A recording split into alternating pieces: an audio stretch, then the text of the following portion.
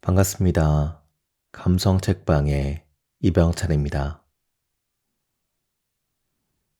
오늘은 김수연 지음의 나는 나로 살기로 했다를 낭독해 드리고자 해요. 책 제목이 참 좋네요. 나는 나로 살기로 했다. 여러분들은 나답게 살고 계시나요? 저는 그러려고 노력하는 것 같아요. 그치만 참 쉽지 않은 것 같습니다. 안 그러려고 해도 왜 자꾸 사람들 눈치가 보이는지 사람들을 만날 때 나름 나답고 당당하게 행동하려고 노력하거든요. 근데 만남을 끝내고 돌아오는 길에 꼭 내가 뭐 실수한 건 없겠지? 라는 생각이 들더라고요. 혹시 여러분들도 그러시나요? 네, 무척 궁금합니다. 그리고 또 하나의 의문점이 들 수 있지 않을까 싶어요. 과연 나다운 게 뭘까? 저의 개인적인 생각으론 나다운 것을 찾기가 정말 쉽지 않은 것 같습니다. 요즘이야 개인주의가 많이 강해졌다고 해도 학교나 회사 같은 곳에서는 아직 공동체 의식이 강하게 남아있는 것 같거든요.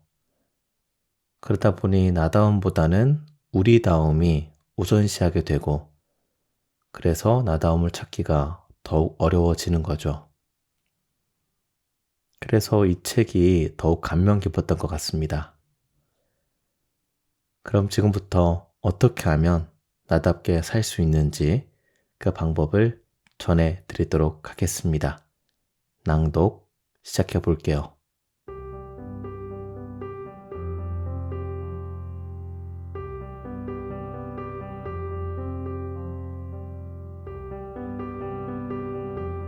나의 삶을 존중하며 살아가기 위한 투두리스트. 내게 친절하지 않는 사람에게 친절하지 않을 것. 대학을 갓 졸업했을 무렵 나는 한 회사에서 인턴을 했다. 내가 처음으로 배정된 팀에서 만난 주임은 나를 하인처럼 대했다고 할까? 갑질이 적당할 듯. 자기 앞에 있는 모니터를 10cm 옮기는 것도 나를 시켰고 사소한 실수만 해도 나 엿먹여? 라며 면박을 줬다. 사회생활이 처음이었고 모든 게 평가 대상이었던 인턴 신분의 나는 어찌할 바를 몰랐다. 그저 이 집단의 가장 아래에 놓여있다는 사실을 실감하며 호모 인턴스 시절을 보냈다. 그렇게 인턴십을 마치고 한참이 지난 어느 날 잠자리에 드는데 갑자기 그 선배 생각에 분한 마음이 일었다. 내가 정말 참을 수 없었던 건 그녀가 나에게 한 행동이 아니라 그런 상황에서도 표정 한번 구기지 않은 나 자신이었다. 큰 고난이 있던 것도 아닌데 대단한 권력이라도 지닌 듯 구는 그녀에게 나는 단 한 번도 꿈틀하지 못했고 그런 나의 태도는 그녀가 나를 점점 더 하대하게 만들었다. 좀 다른 경우긴 하지만 민주화 운동을 하다 고문을 당했던 사람들이 과거를 떠올리며 괴로워하는 이유는 그때 겪었던 고통이 아니라 고문관에게 잘 보이려 했던 자신의 비굴함이라 했다. 사람의 자존감에 치명상을 끼치는 건 부당한 대우 자체보다 부당한 대우에 굴복한 자기 자신인 거다. 그러니 우리에게 친절하지 않는 이에게, 우리를 존중하지 않는 이에게 친절하려 애쓰지 말자. 상황을 바꿀 수 없을지라도 적어도 그들에게 비굴해지지는 말자. 저열한 인간들로부터 스스로의 존엄함을 지키기 위하여 우리에겐 최소한의 저항이 필요하다.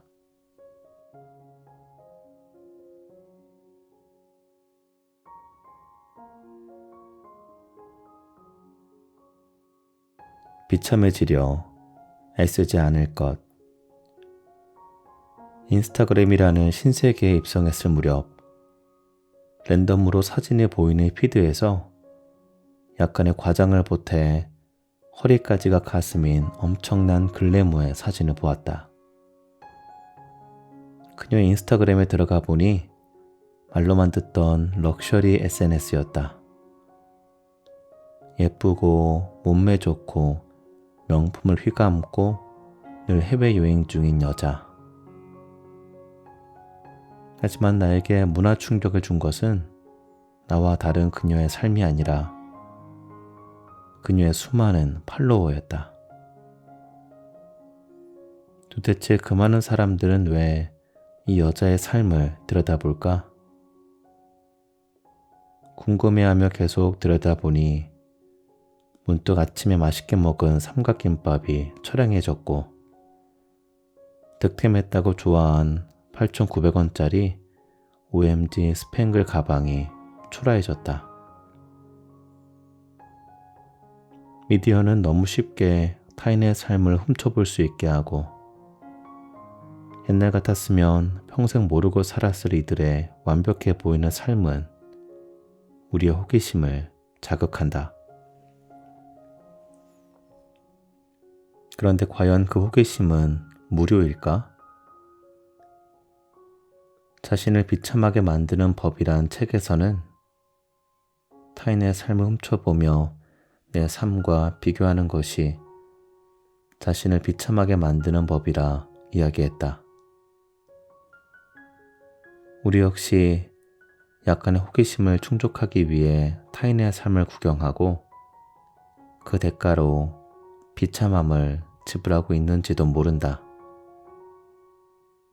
하지만 그렇게 충족된 호기심으론 어떤 것도 얻을 수 없다.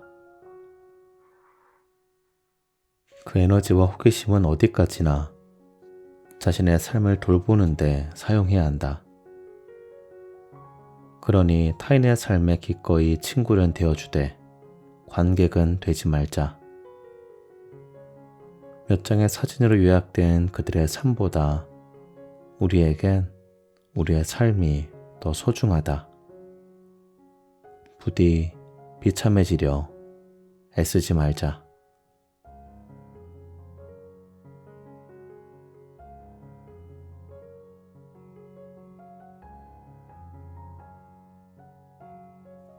떳떳한 자신에게 자부심을 느낄 것. 내가 어릴 적엔 성공시대라는 TV 프로그램이 있었다. 성공한 사람들의 일대기를 보여주는 방송이었는데 매주 인물이 바뀌지만 이야기의 서술은 언제나 동일했다. 과거의 비참한 현실과 현재의 성공을 대비시키고 엄청난 노력과 불굴의 의지가 그 간격을 메운다. 그걸 보고 있노라면 아무리 힘든 환경이라도 노력으로 극복하고 성공할 수 있을 것 같은 기분이 들었다.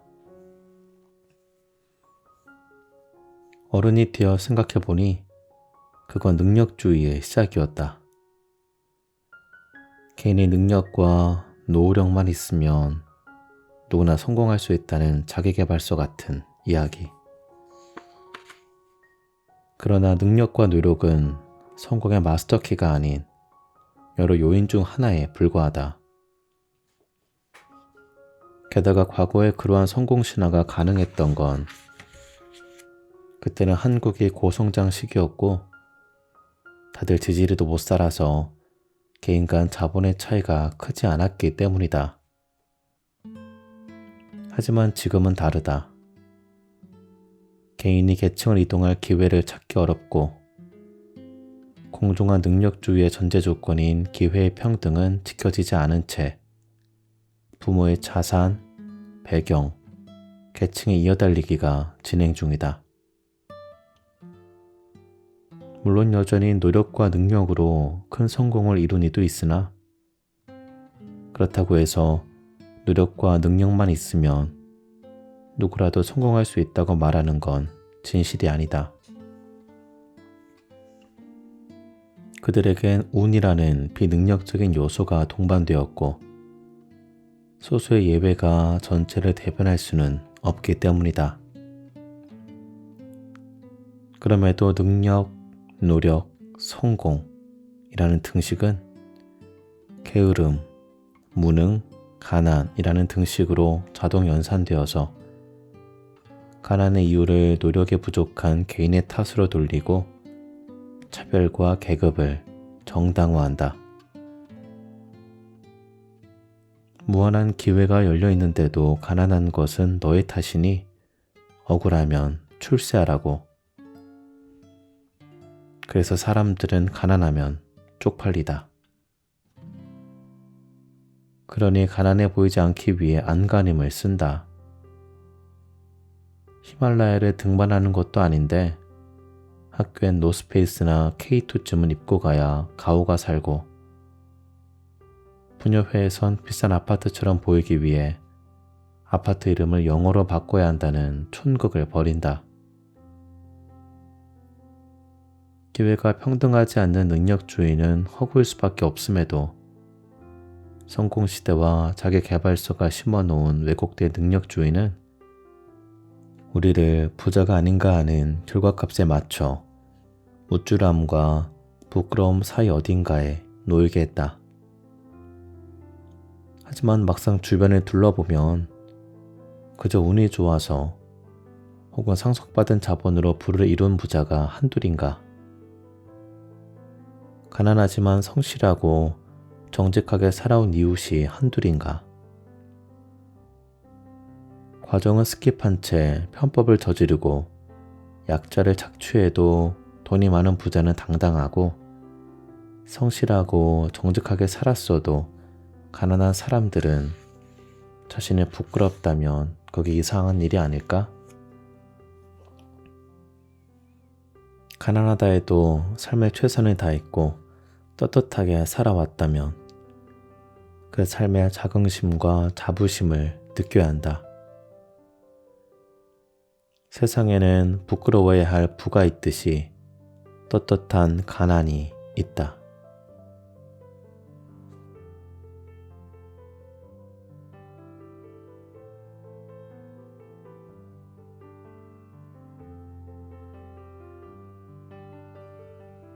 인생에 지나가는 사람들에게 상처받지 않을 것. 나이를 먹으며 절감하는 건 언제 밥 한번 먹고 싶은 사람들조차도 시간을 내서 보긴 어렵다는 사실이다. 그렇게 좋아하지 않거나 잘 맞지 않는 사람들은 고등학교 때 옆 분단에 앉았던 은경이와 재무팀의 박대리가 그랬듯이 인생에서 지나가는 사람들이 된다. 그런데 우리는 그런 이들의 공적인 업무를 위장한 사적인 짜증과 걱정을 위장한 모욕과 질문을 위장한 무례함에 마음을 졸이고 상처받고 미움을 쌓는다. 하지만 월급의 2배짜리 명품백만이 낭비가 아니고 연예인 걱정만이 낭비가 아니다. 우리 삶에서 곧 사라질 존재들에게 마음의 에너지를 쏟는 건 역시 감정의 낭비다. 그만두면 끝일 회사 상사에게, 어쩌다 마주치는 애정 없는 친척에게, 웃으면서 열받게 하는 빙그레 쌍년에게, 아닌 척 머리 굴리는 여우 같은 동기에게, 인생에서 아무것도 아닌 존재들에게 더는 감정을 낭비하지 말자. 마음 졸여도 끙끙거려도 미워해도 그들은 어차피 인생에서 지나가는 사람들일 뿐이다.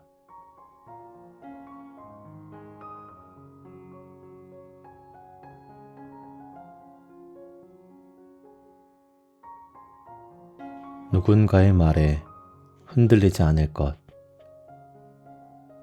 SNS를 통해 친해진 정미 씨는 내 전작을 읽은 독자로 사랑스럽고 따뜻한 사람이다. 그런 그녀에겐 사랑꾼 남자친구가 있는데 그녀는 종종 남자친구와 일화를 SNS에 기록했고 나는 그들이 죽은 연애세포를 살려내는 사랑스러운 커플이라 생각했다. 그런데 어느 날 전혀 모르는 어떤 사람이 그녀에게 작작 좀 하라는 댓글을 남겼다. 다른 사람들 불행한 건 생각 안 하냐고. 물론 SNS에는 지나치게 과시적인 사람들이 있다. 하지만 보증하건대 그녀는 결코 그런 타입이 아니었고 자신이 느꼈던 소소한 행복을 기록했을 뿐이다. 그녀는 자신의 행동이 잘못되었는지 고민했다. 하지만 잘못은 어디까지나 그 댓글을 남긴 사람이 자신의 내면의 문제를 해결하지 못하는 데 있었다. 우리는 종종 나의 의도를 오독하고 나에 대해 비난하는 이들을 만난다. 인터넷 뉴스에 베베꼬의 악플을 남기던 사람들이 SNS로 일상으로 그 세력을 확장하고 있는 것이다. 떠들기 좋아하는 그들에 대한 대처법을 조언하건대 누군가 당신에 대해 비난에 포함된 판단을 내린다면 당신이 알아야 할 점은 첫째, 그건 한 개인의 지극히 주관적인 견해일 뿐 그 사람의 솔로몬이나 프로이트는 아니라는 것.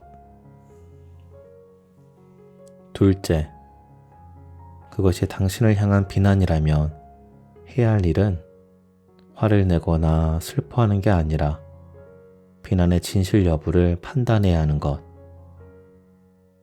그 비난이 진실이라면 안 좋은 점을 고치는 계기로 삼으면 되는 것이고 그것이 그저 상대 내면의 문제에서 비롯된 거짓이라면 그냥 개가 짖는다고 생각하면 되는 것. 셋째, 만약 개가 계속 짖으면 가만히 듣고 있지 말고 마땅히 그 책임을 물으시라. 죄명은 명예훼손죄? 아니, 소음공해죄.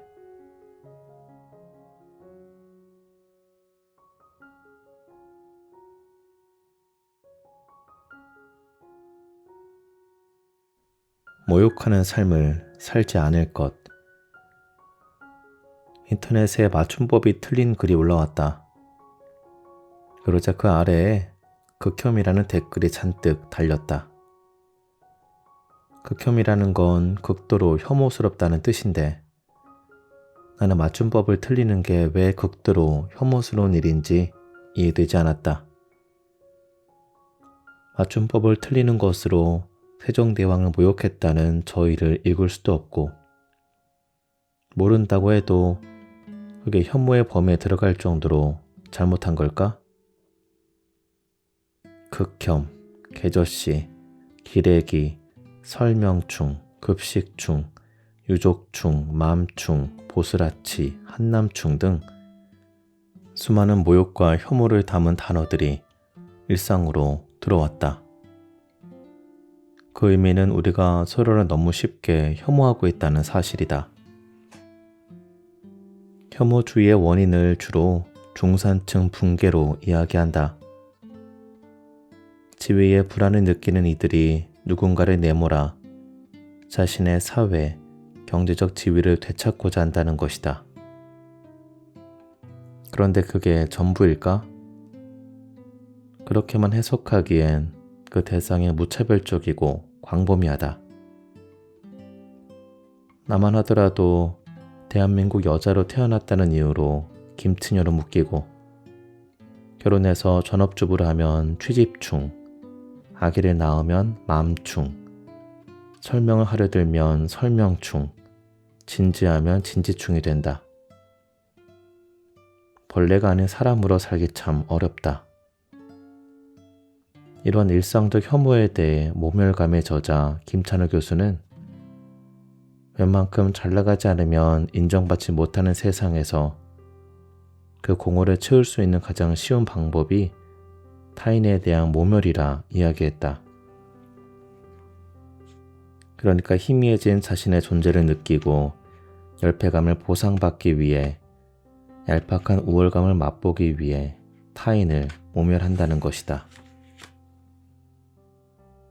열패감에 젖은 이들은 혐오로 맺어진 단단한 유대 속에서 서로의 찌질함을 감추고 실제로 경험한 것이 아니라 해도 원하는 정보만을 소비하며 대상에 대한 뒤틀린 이미지를 강화한다.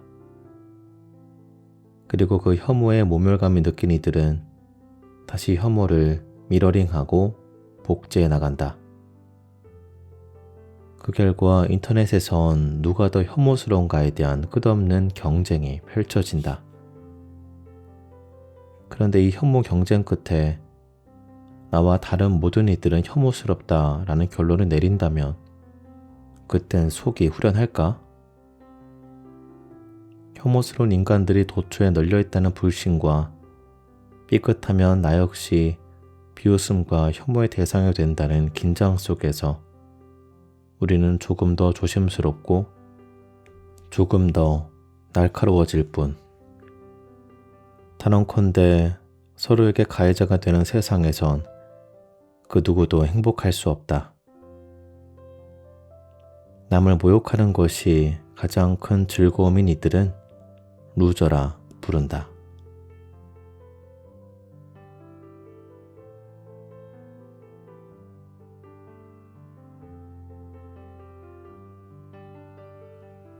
스스로에게 변명하지 않을 것. 젊은 시절 운동권에 있었다는 어느 분의 이야기를 듣게 되었다. 그는 명문대를 졸업했지만 운동권 출신이라는 꼬리표 때문에 제대로 된 직장을 잡지 못했다. 그런 그는 자본주의를 혐오했는데 이렇게 불합리한 구조에선 일을 할 수 없다고 말하며 언젠가부터는 일자리를 구할 시도조차 하지 않았다. 그는 40을 넘긴 나이까지도 일을 하지 않았고 그 결과 모든 생활비는 청소일을 하는 어머니의 몫이 되었다. 누가 보더라도 이 사람의 논리는 허점투성이다. 노동자가 자본가에게 착취당하는 사회적 구조를 비난하면서도 자신은 어머니를 착취하고 있으니 말이다. 주변 사람들은 일할 시도조차 하지 않는 그를 이해할 수 없어 했고 그의 어머니를 불쌍하게 여겼다. 도대체 무엇이 그를 이토록 이해할 수 없는 사람으로 만들었을까? 짐작하건대 당시 명문대를 나왔던 그는 스스로에 대한 기대도 이상도 높았을 거다. 하지만 운동권이었다는 이유로 자신의 존재가 부정당하는 현실에서 얼마나 많은 무력감과 좌절감을 느껴야 했을까. 거기다 경제적 독립에 실패했다는 사실은 그에게 수치심이 되었을 것이고 그가 품었던 자아 이상의 치명적인 손상이 가해졌을 테다. 자신에 대한 수치심, 무가치함은 사람이 가장 견디기 힘들어하는 감정이다. 그렇게 사람들은 이 감정을 숨기고자 냉소를 무장하고 문제의 원인을 외부의 탓으로 돌리며 변명 뒤에서 자신을 보호한다. 그런데 문제는 변명으론 자신을 지킬 수 없다는 데 있다. 스스로를 방어하기 위한 변명에는 그 자신도 속지 않기 때문이다. 겉으로 아닌 척해도 무력감과 수치심은 여전히 내면에 처리되지 못한 채 남아있게 된다. 소설가 김연경은 사람 풍경에서 사랑의 반대말이 증오나 분노가 아니라 무관심이듯 생의 반대말은 죽음이나 퇴행이 아니라 방어의식이라 이야기했다. 방어의식은 사람을 영원히 자기 삶 바깥에서 서성이게 한다. 그 역시 오랫동안 삶의 바깥에서 서성이며 맴돌았다. 자신을 초라하게 하는 현실과 마주하며 무력감과 수치심을 감당할 바에는 차라리 동네 고상한 레지스탕스가 되는 편이 나을 거라 여겼을 수도 있다. 또한 부조리한 세상에 상처받는 것이 두려웠을 수도 있다. 그러나 더 이상 그 과거에 묶여 인생 전체를 소진해서는 안 된다. 그 이유가 무엇이든 자책과 원망을 소거하고 있는 그대로의 자신을 투명하게 재평가해야 한다.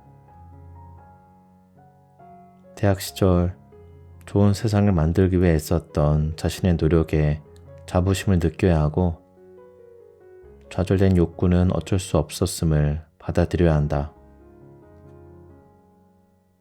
한심하고 부끄러워할 건 좋은 직장에 다니지 못하거나 성공하지 못하는 것이 아니라 자신에 대한 변명을 늘어놓으며 아무것도 하지 않는 것이다. 자신이 기대했던 모습은 아닐지라도 스스로가 초라하게 느껴지는 걸 견뎌야 할지라도 변명을 덜어낸 진짜 자기 자신과 마주하자. 그리고 그 마주보는 끝에 가장 중요한 건 다시 시작하는 데 있다.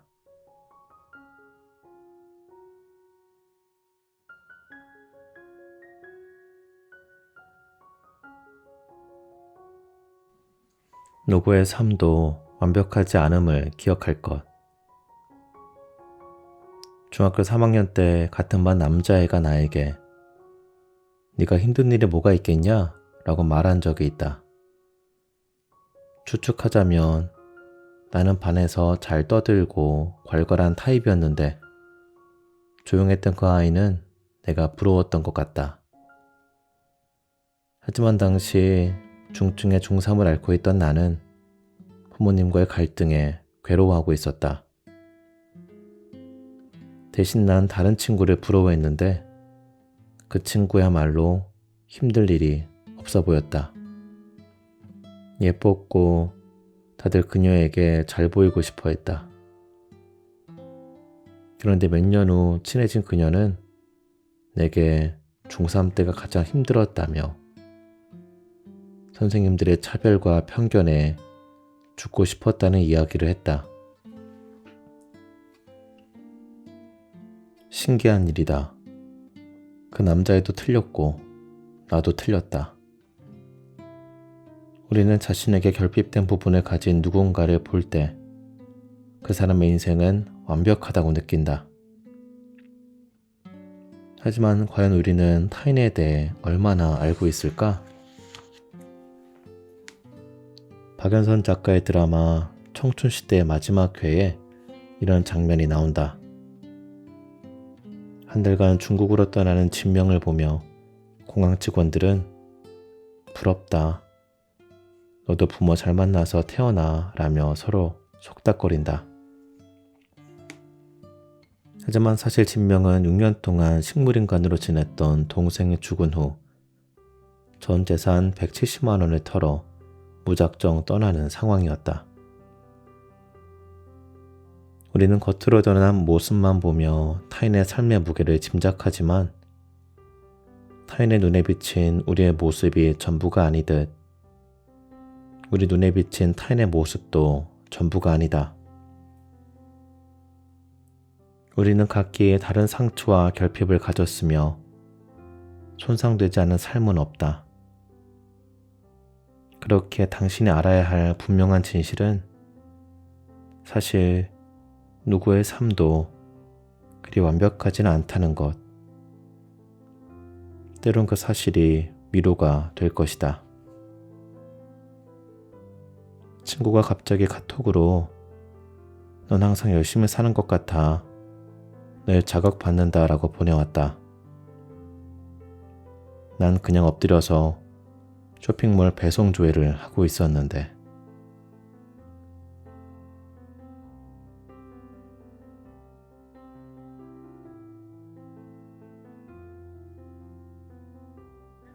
나를 평가할 자격을 주지 않을 것.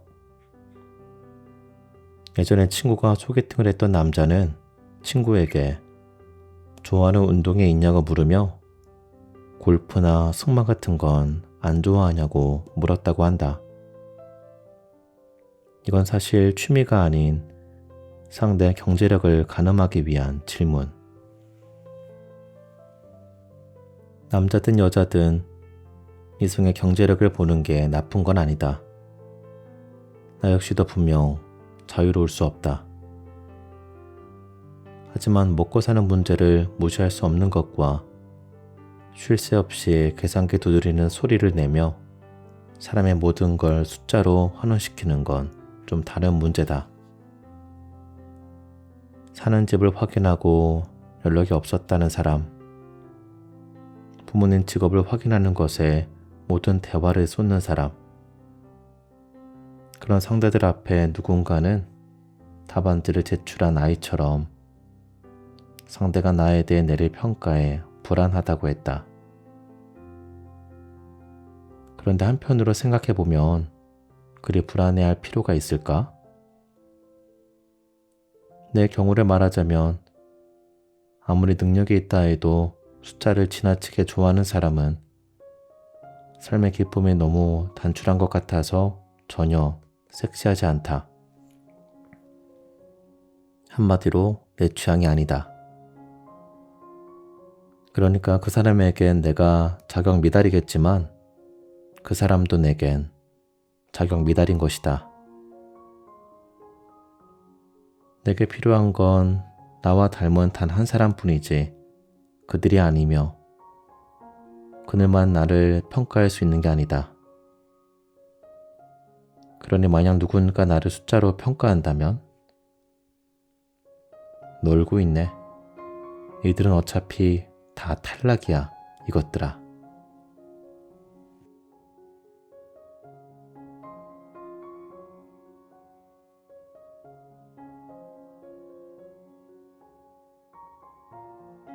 주눅들만큼 겸손하지 말 것.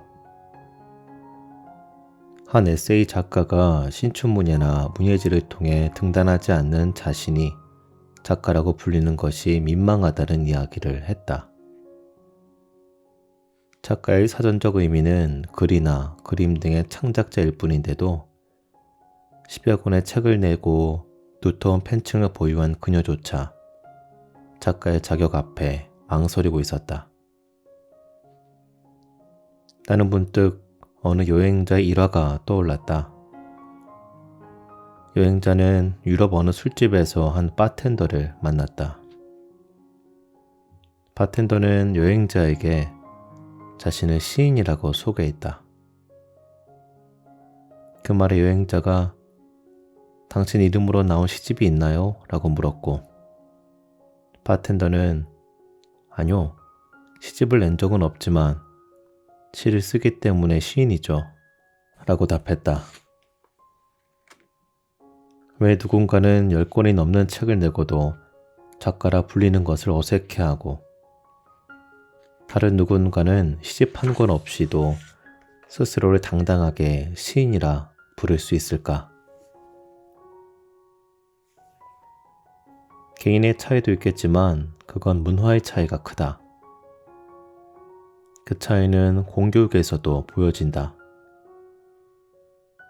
개인의 개성과 자율성을 중시하는 서양에서는 자신을 특별한 존재로 여기는 것을 중요하게 가르친다.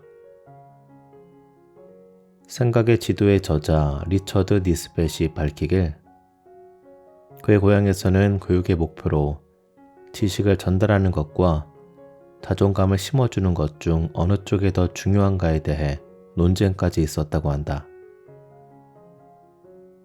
우리 입장에선 별게 다 논쟁거리다 싶기도 하지만 지식을 전달하는 것만큼 개인의 자존감을 심어주는 것을 교육의 중요한 목표로 두고 있다는 것이다. 반면 우리 사회는 개인의 개성보다는 집단의 조화를 중시하는 관계지향적인 사회다. 그래서 초등학교에 들어가자마자 바른 생활이라는 과목을 배우며 관계를 맺는 법을 가장 먼저 익힌다. 사실 따로 가르칠 것도 없다. 요약하자면 가족과 친구와 이웃과 누구와도 싸우지 말고 사이좋게 지내란 이야기. 우리는 자신을 특별하게 생각하고 자신의 감정을 존중하도록 교육받기보다는 타인의 생각과 감정에 더욱 주의를 기울이도록 교육을 받았다. 영어에서는 대응할 단어조차 없는 눈치가 한국인이 유난히 발달한 것도 서양인이 보기엔 자기 비하에 가까운 겸손도 이런 문화에서 나온다. 그리고 그 오랜 수련의 결과 사람들과 잘 어울리기 위하여 주제 파악 못하고 꼴값 떤다는 소리를 듣지 않기 위하여 고도의 눈치와 겸손을 발휘하며 끊임없이 자신의 자격 앞에서 머뭇거린다. 물론 겸손도 타인의 감정을 배려하는 것도 미덕이다. 그러나 그 가치는 타인의 눈치를 주며 주눅드는 것이 아닌 타인에 대한 존중에 있을 뿐이고 타인의 감정을 염려하느라 정작 자신의 감정은 돌보지 못한다면 그 무엇도 미덕이 될 수 없다. 그러니 당신이 지칠 만큼 눈치를 볼 필요도 주눅들 만큼 겸손할 필요도 없다. 당신이 가장 존중해야 하는 사람은 언제나 당신 자신이다.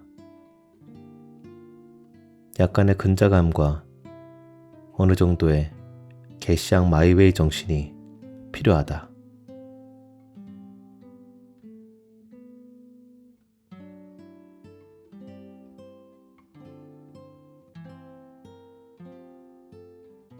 나의 삶을 존중할 권리를 말할 것.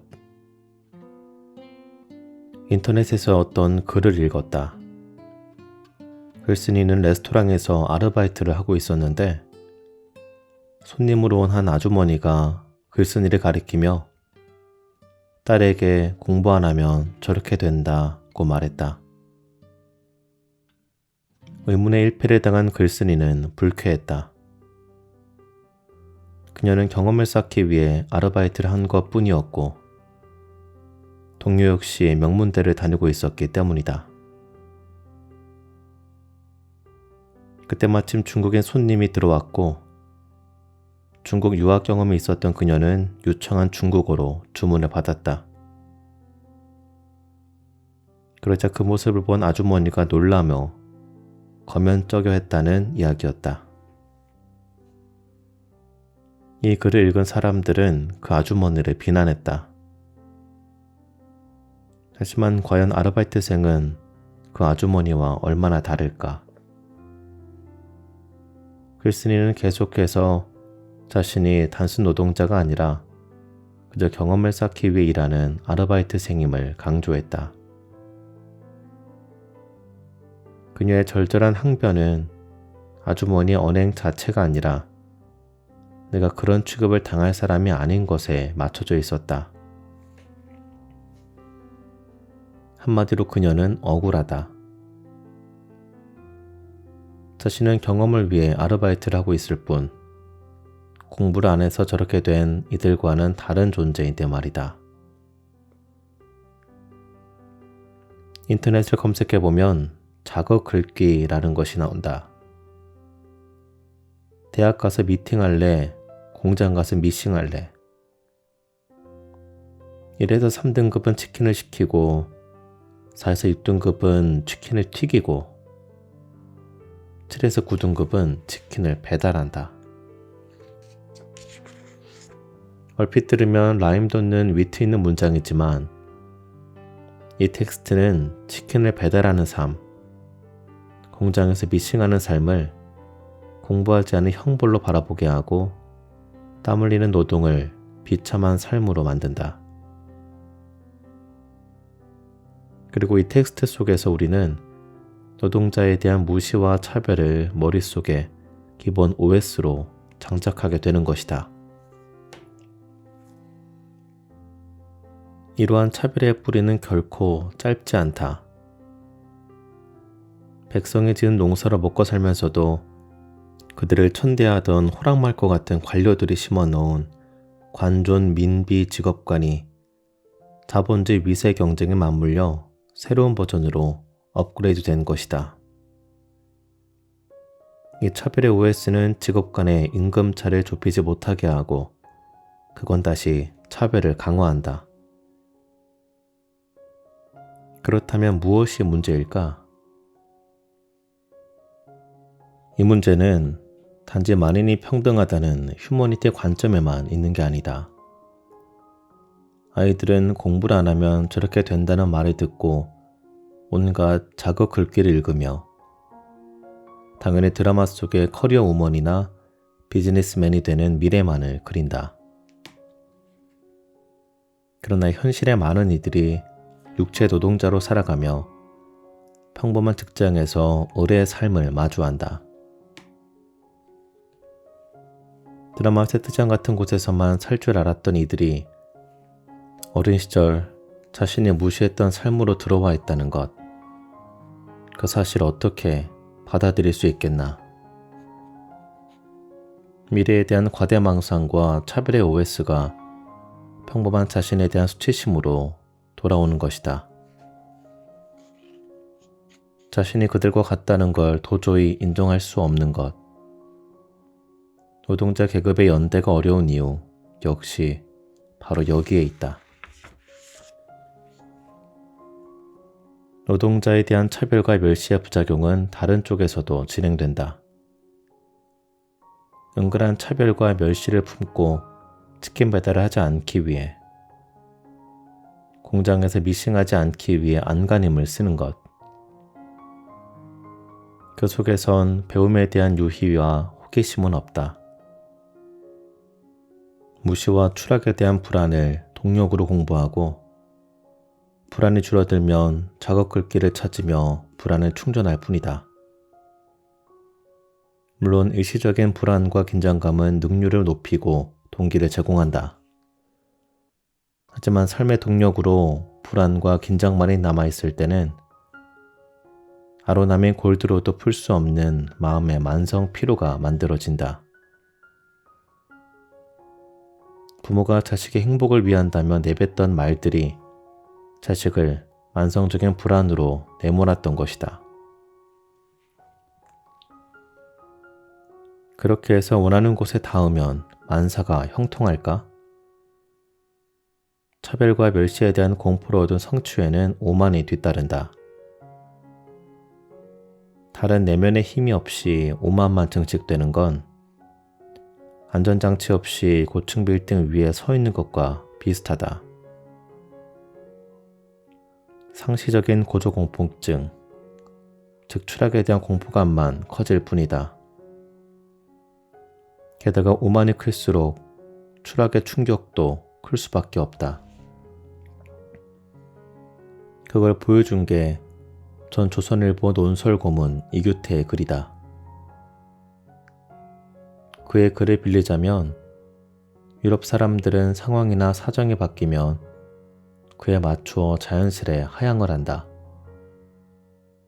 하지만 한국인은 사정이나 상황이 달라져도 하향은 끝내 하지 않으려고 하고 어쩔 수 없이 하향을 하게 될 때는 처참하고 처절한 심정에 빠진다.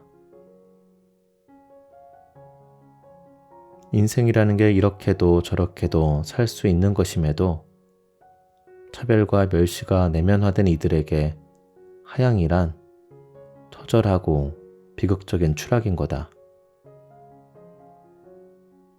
그렇게 차별은 손가락질 받은 이들은 수치스럽고 손가락질 하는 이들은 불안하게 만들었다.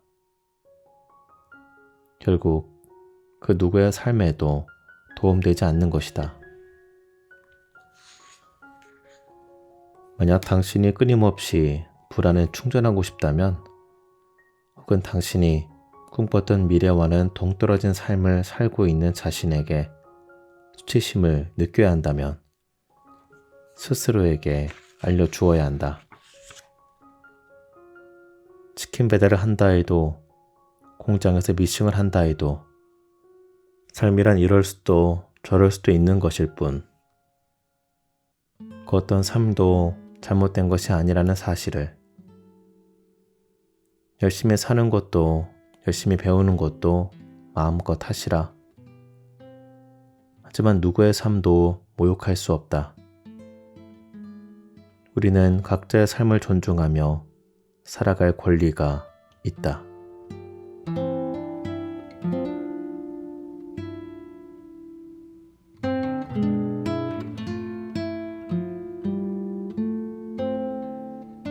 네, 김수연 지음의 나는 나로 살기로 했다 일부분을 낭독해 드렸습니다.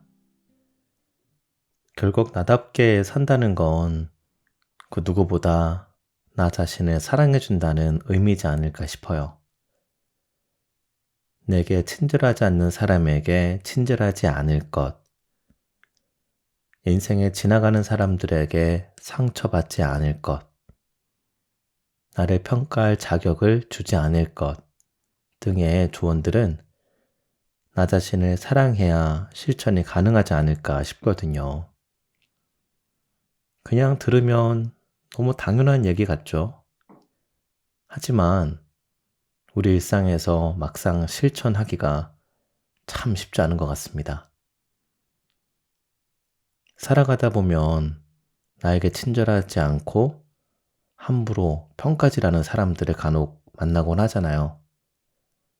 그럴 때마다 여러분들은 어떻게 대처하셨나요? 뭐야? 하고 그냥 지나치셨나요? 아니면 상처받고 더욱 잘 보이려고 노력하셨나요?